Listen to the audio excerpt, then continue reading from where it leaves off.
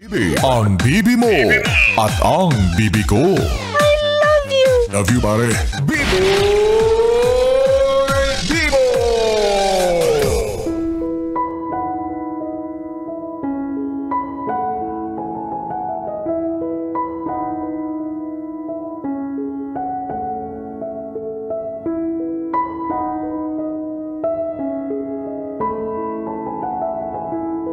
BB Time with B-Boy Bibo. B-Boy Bibo.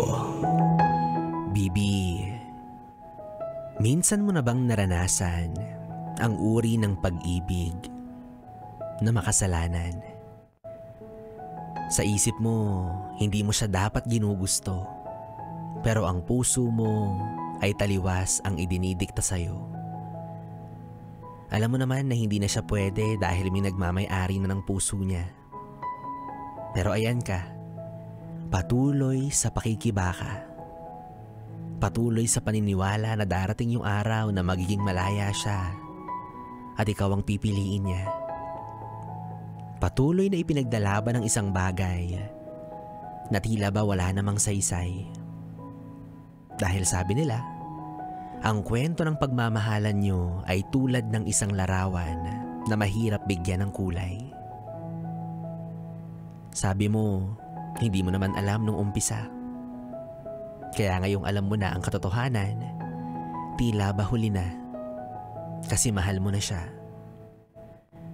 Siguro nga, hindi mo kasalanan. Siguro nga, tama ka ng dahilan. Nagmahal ka lang.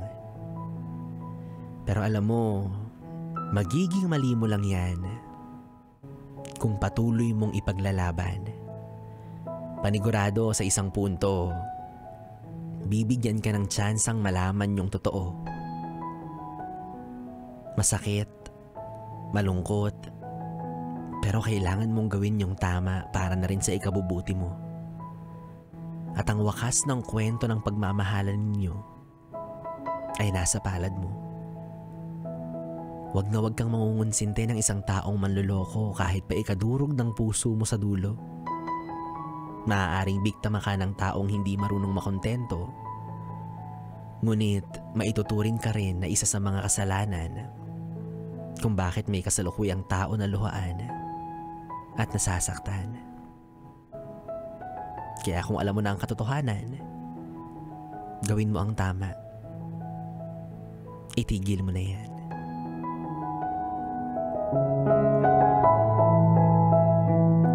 Oh, kaya kung nakikiapid ka, itigil mo na yan. Oh, kasi may nabasa na ako dati ng ganyang kwento rin eh. Katulad ng sa inyo, oo. Sa dulo may mamamatay. Charot lang. Hindi, may mamamatay na kuko. Oh, kasi mababagsak ka ng takip ng kaldero, kabado ka naman masyado. Kaya nga itigil mo na, ha. Malay mo, ikaw yung mamatayan ng koko. Ito naman. Well, anyways mga yes friend, B-Boy Bibo pa rin ang inyong kapiling para sa ating tuloy-tuloy na BB Time hanggang mamayang alas 12 dito sa 101.1 Yes FM Solid.